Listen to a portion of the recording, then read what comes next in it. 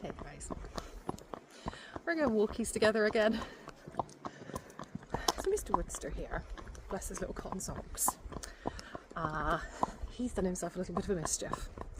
My goodness, I look horrendous. I look so tired. Oh my goodness, that's bad. Probably shouldn't continue with this vlog, but I'm gonna, because, you know, people in everyday life get to see me looking like crap, so the internet can enjoy that experience too. And plus, you know, everybody always posts on the internet when they're looking glamorous and gorgeous and all done up, and it kind of like gives a distorted perception of reality. You know, this is what I look like most of the time, I'm not gonna lie.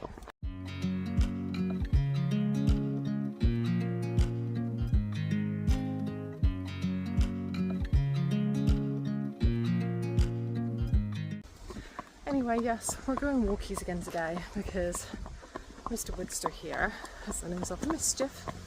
Took Nellie and me out for a lovely ride the other day, and he took it upon himself to tank around his field the entire time we were gone. And I don't think he's done anything major. I think he's just like pulled his shoulder. I feel like it's his shoulder. I got on him the next day. He's fine walking. He's fine walking with me on him.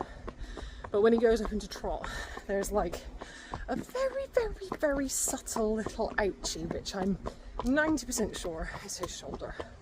It's definitely upper leg, whatever it is. Going over the train bridge. Is it scary? Hey? You've been over here before?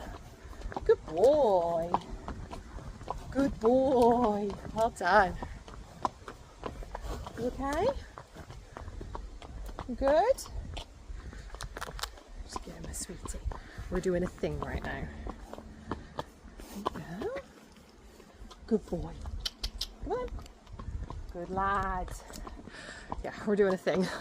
Anyway, yeah, he done himself a mischief. It's nothing major.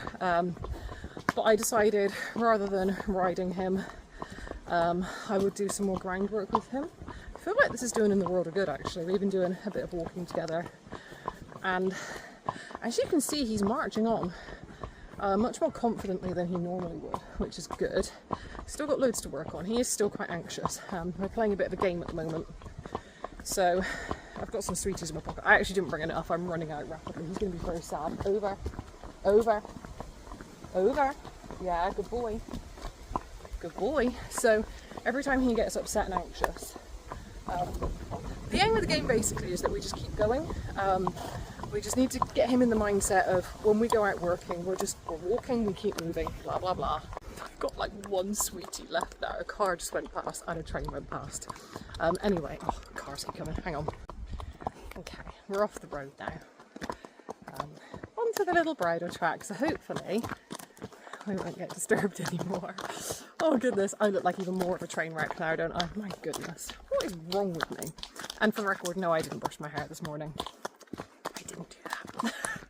Anyway, like I said earlier, we don't want to fall into this trap of like the whole Insta-perfect thing. This is what real life looks like. Oh yeah, so what was I saying? I lost my trail of thought because of all the interruptions. We've been playing a little game.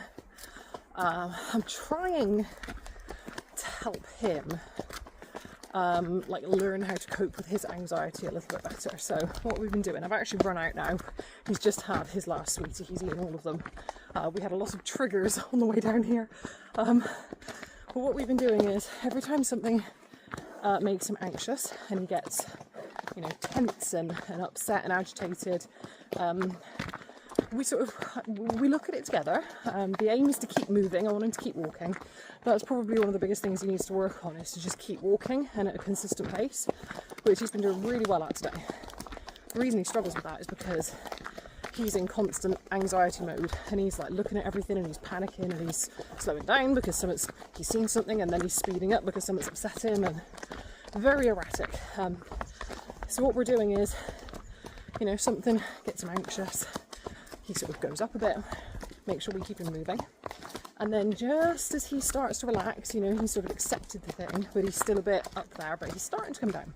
I've been offering him a sweetie, and what's happening is he's instantly going, oh sweetie, that's nice, and he's going, oh, and he's chewing away, and he's mouthing, and his head's lowering, and it's just really helping to bring him down that little bit quicker.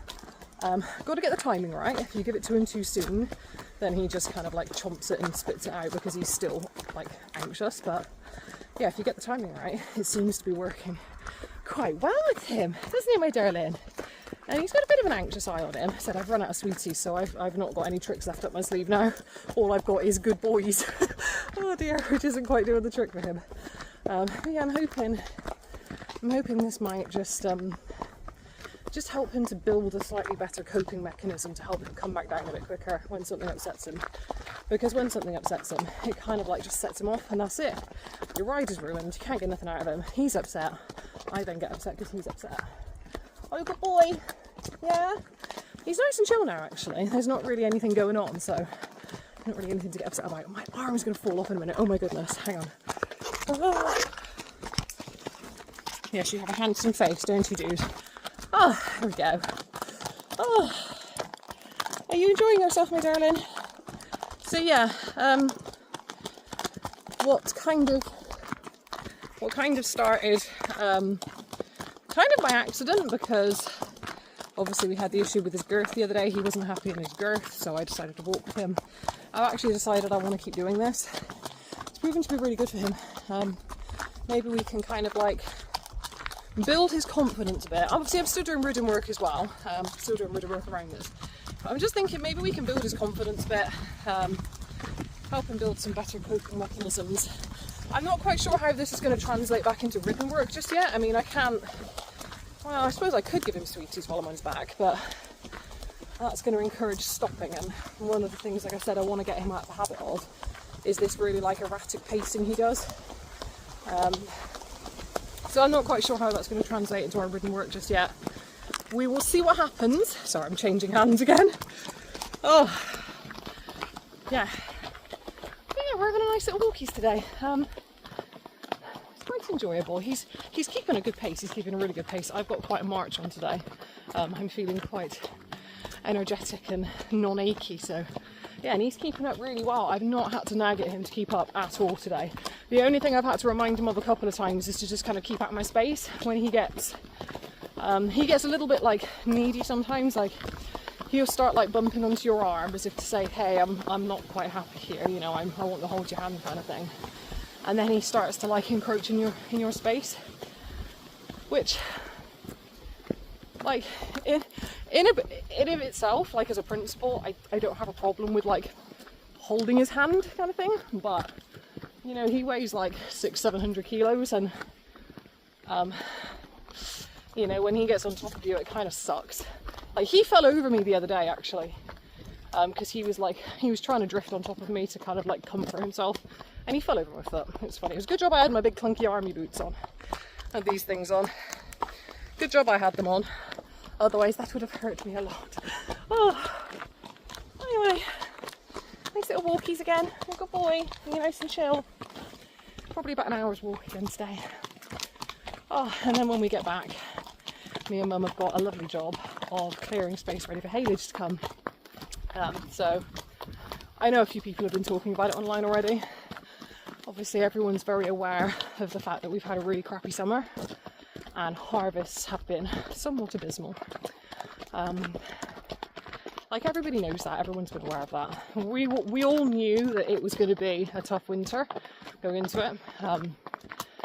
And certain organisations, I'm not going to name drop any of them, have been posting on their social media the last week or so about imminent hay shortages and telling people that they should stock up now while they can, and telling everyone that prices are going to go through the roof.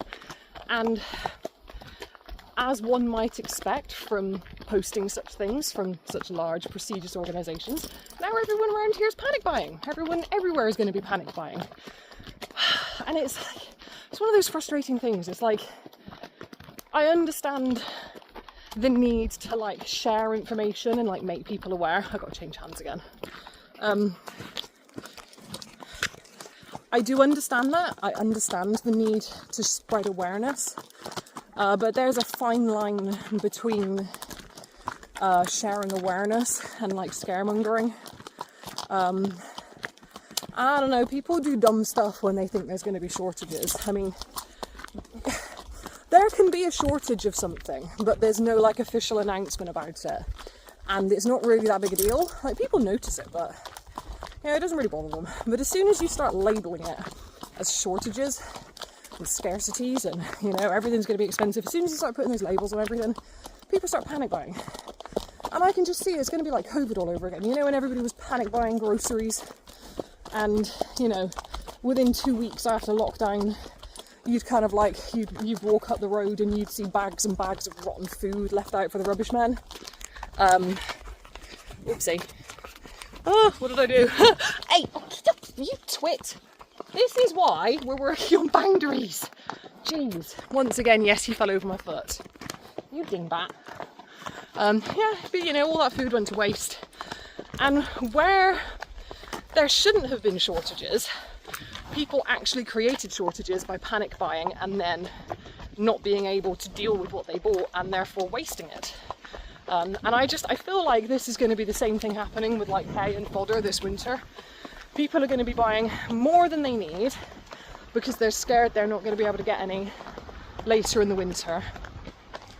A lot of people don't have places to store hay, and so I can just see now that loads of it's going to end up getting wasted. It's going to get rained on and ruined. Maybe people are going to start overfeeding it because they've got too much and they don't have anywhere to store it. And I was just like, why? Oh, it's just, I guess it's human nature, isn't it? People panic.